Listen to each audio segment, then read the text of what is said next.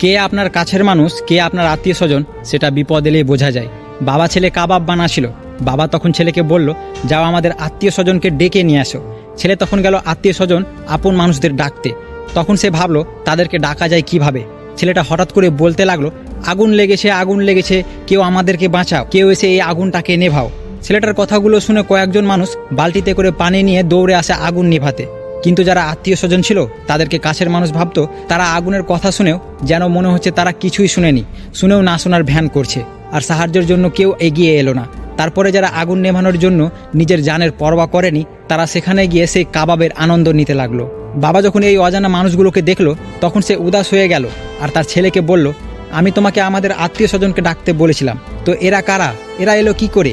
তখন ছেলেটা হাসলো আর বলল, বাবা, আমাদের বিপদের সময় আগুন নিভাতে যারা দৌড়ে এসেছিল নিজের জানের পরোয়া না করে, এরাই হচ্ছে আমাদের আসল আত্মীয়। কারণ যারা বিপদের সময় পাশে থাকে তারাই হচ্ছে আসল বন্ধু।